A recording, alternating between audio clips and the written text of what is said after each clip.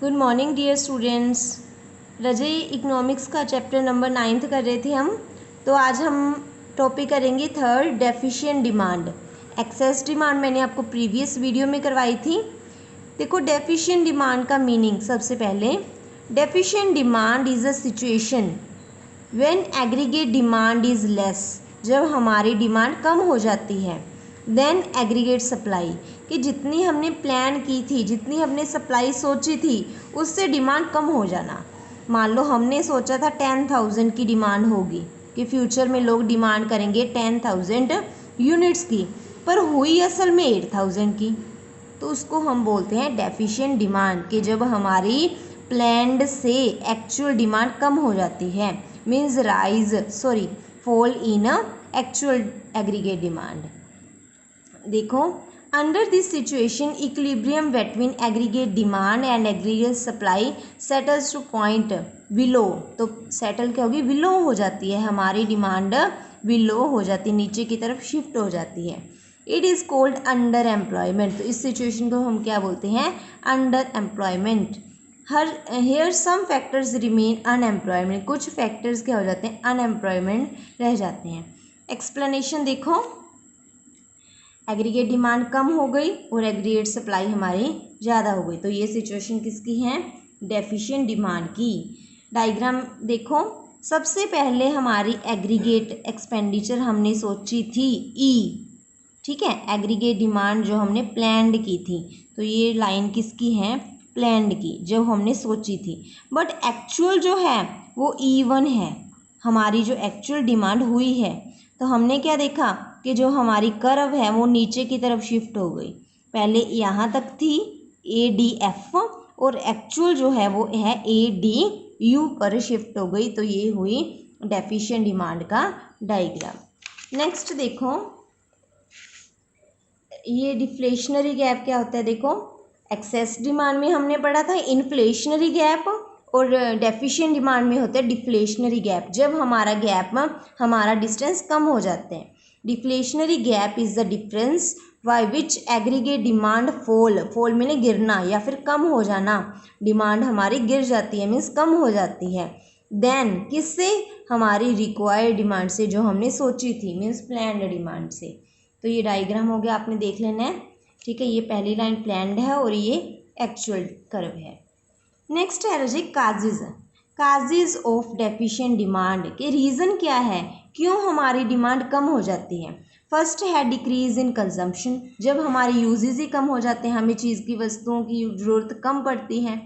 As decrease in consumption expenditure, हमने खर्चा करना कम कर दिया, सेविंग ज़्यादा करने लगे। It brings deficient demand in the economy, तब हमारी डेफिशिएंट डिमांड होती है। सेकेंड, इंक्रीज इन टैक्सेस, जब सरकार ने टैक्स ही ज़्यादा कर दिए तो हमारी डिमांड भी कम हो जाती है। थर्ड, राइज इन इम्पोर्ट, हम क्या करने लगे? विदेशों से सामान मंगवाना शुरू कर दिया, तो हमारी इंडियन इंडस्ट्रीज़ के ऊपर हमारी इंडियन प्रोडक्ट की डिमांड भी डेफिशिएंट हो जाती है, मीन्स कम हो जाती है। Fourth point, fall in expert, जब हमने विदेशों में ही भेजना बंद कर दिया तो हमारे पास ऑलरेडी बहुत स्टॉक है, तो हमारी डिमांड हमें कम हो जाती है। Next, decrease in government expenditure, सरकार ने खर्चा करना बंद कर दिया। When government spend less on goods, सरकार ने ही डिमांड अपनी कम कर दी। सिक्स, डिक्रीज इन इन्वेस्टमेंट, हमने अपनी सेविंग करनी बंद कर दी, क्योंकि हमने इन्वेस्ट नहीं किया तो हमारी डिमांड भी कम हो जाएगी। नेक्स्ट है रजे इफेक्ट ऑफ डेफिशिएंट डिमांड, कि क्या क्या इफेक्ट पड़ते हैं। फर्स्ट है इफेक्ट ऑन आउटपुट, आउटपुट के ऊपर क्या फ़र्क पड़ेगा? वो कम हो जाएगी। पहले हमने कितना सोचा था? 10,000 यूनिट, डिमांड कितनी हुई? 8,000, तो जो हमारे पास 2,000 ज़्यादा यूनिट्स बनी है वो हम आगे से उसको कम कर देंगे, क्योंकि हमारे रिसोर्सेज ज़्यादा लगे। हमने क्या सोचा था? डिमांड कितनी होगी? 10,000, बट एक्चुअली हुई कितनी? 8,000, तो वो 2,000 यूनिट्स हमारी क्या हो गई?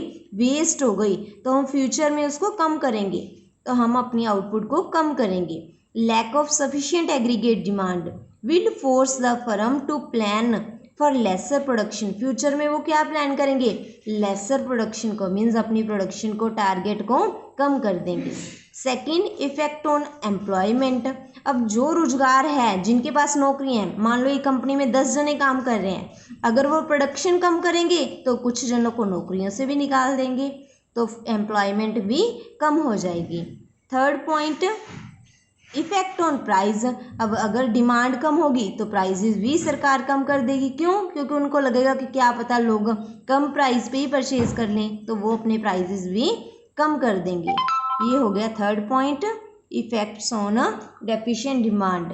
नेक्स्ट है deflationary gap. Effects of deficient demand and deflationary gap. तो मैंने पहले ही बताया है, डिफ्लेशनरी गैप कब होता है? जब डिमांड हमारी डेफिशिएंट होती है, मीन्स कम होती है।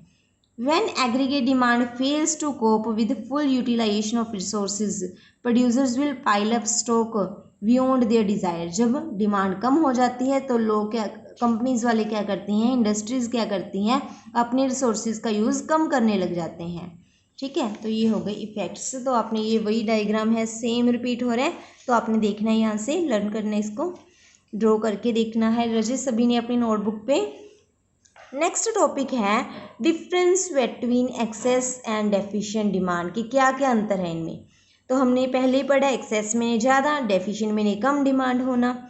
डेफिनेशन देखो, it is the situation when aggregate demand is more, जब हमारी डिमांड ज़्यादा होती है, और डेफिशिएंट में हमारी एग्रीगेट डिमांड लेस होती है।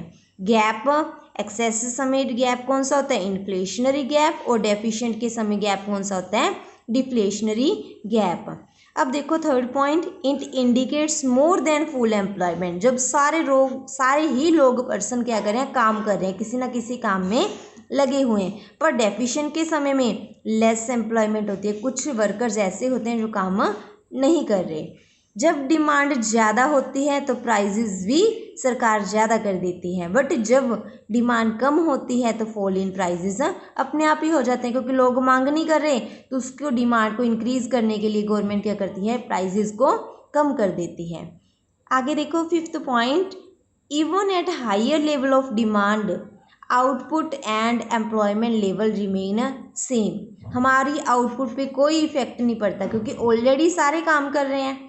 ठीक है, तो अब और आउटपुट कैसे प्रोड्यूस करें? जितना पैसा था हमने सारा ऑलरेडी लगा दिया, तो आउटपुट पे कोई भी फर्क नहीं पड़ता। और इससे अगर डेफिशिएंट डिमांड है, कम डिमांड है, तो सरकार क्या करेगी? आउटपुट को बढ़ाना शुरू करेगी, तो उसके ऊपर आउटपुट के ऊपर इफेक्ट पड़ेगा। अगर डिमांड कम है तो अपनी आउटपुट को वो कम करेंगे, क्योंकि वो बच जाता है सामान, बिकता नहीं, तो आगे से फ्यूचर में वो प्रोड्यूस ही कम करेंगे। नेक्स्ट है difference between inflationary and deflationary gap. Inflationary gap कब होता है? जब डिमांड एक्सेस होती है, और डिफ्लेशनरी गैप कब होता है? जब डिमांड हमारी कम होती है। जब इन्फ्लेशनरी गैप होता है तो प्राइजेस ज़्यादा होते हैं, और डिफ्लेशनरी गैप समय प्राइजेस क्या हो जाते हैं? फॉल हो जाते हैं।